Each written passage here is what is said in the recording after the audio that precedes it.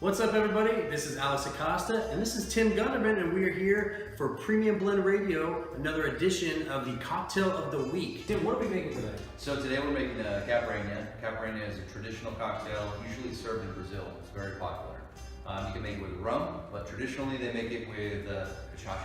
Cachaça. What is cachaça? So it's a sugar cane juice distillate, is what it is.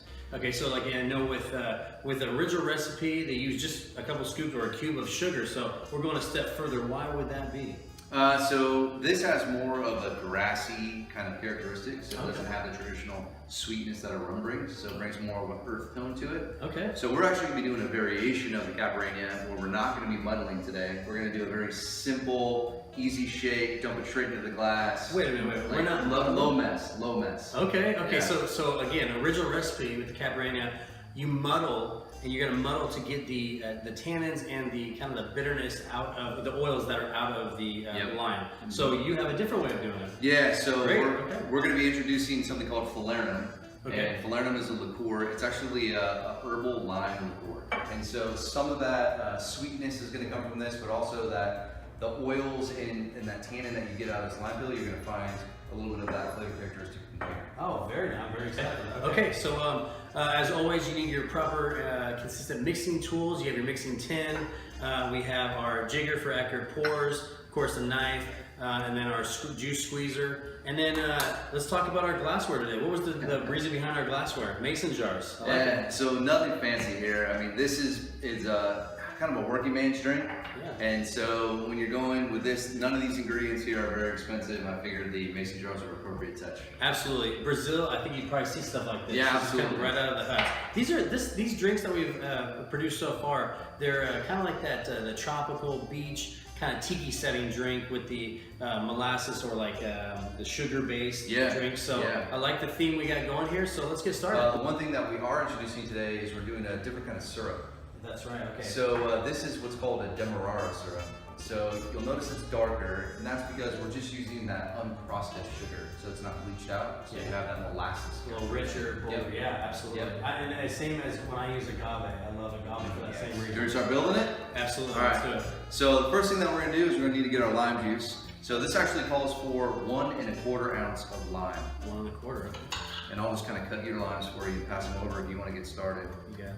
We're actually going to build the drink dry, Oh. and then we're going to put crushed ice into our mixing tins. Okay. And then we're going to shake, and we're going to actually dump all of the contents out into the glass. Okay. So no straining or anything required.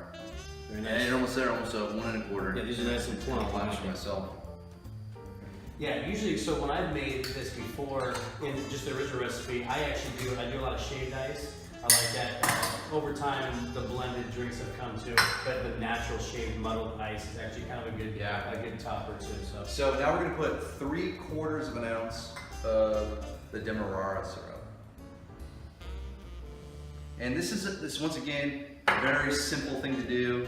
You can also, if you can't find demerara sugar, another really close substitute is turbinado, and you can find turbinado at any grocery store.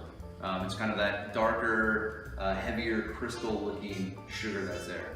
Okay. So it only calls for 1/4 ounce of falernum. Okay. That's because this is fairly sweet, and there's already a lot of sweetness in the demerara sugar. Yeah, this is one of those liqueurs that you don't, it can overpower, just like bitters, too much bitters or sugar for some of these cocktails. Some people make old fashions, and they make the mistake of putting too much sugar in their old fashioned, and it's not supposed to. It's just supposed to take about just a little bit of the punch of the actual spirit. So.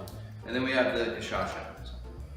You can smell that. You've been, oh yeah, you've been used to some of this. It looks like.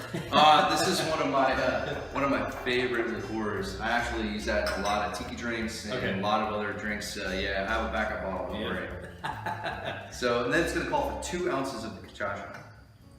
No straining required. We're just going to grab some crushed ice. We're going to dump it in here. We're not going to shake it for too long because since we're pouring all the contents out, including the crushed ice, we don't want to have too much dilution from the shaking. Gotcha. And that's going to continue to dilute in the glass. And so, simple. Grab some ice. We'll shake it up a little bit and then dump it all out. Okay, got my ice. Got your ice? All right. Give it a quick shake. 5 seconds max.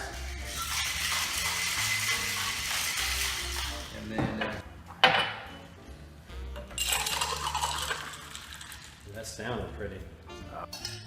Now, what about a garnish? Does it talk about a garnish at all?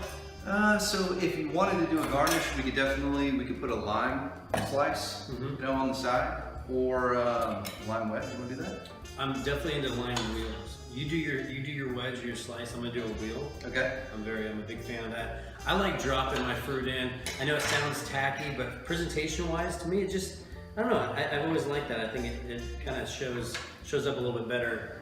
Your version? Yeah, a little bit of a twist on the traditional Caipirinha, but I think you'll like it. Absolutely. Well, I'm dying to try it. Cheers. All right, salute.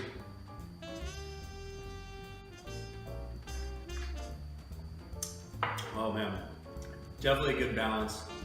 I can actually taste that liqueur coming out. Just takes just enough out. You don't feel like it's overpowering the drink. Really good neutralizer. Yeah, a lot of earthy tones in it. Not very sweet. Awesome. Well, there you go. If you want to try this and other drinks, keep watching, keep tuning in.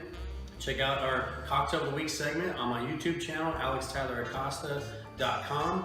And you can go to the website and Facebook, Premium Blend Radio, for this and other episodes. So thanks again. And Tim, thank you very much for having us. Absolutely. Awesome. All right.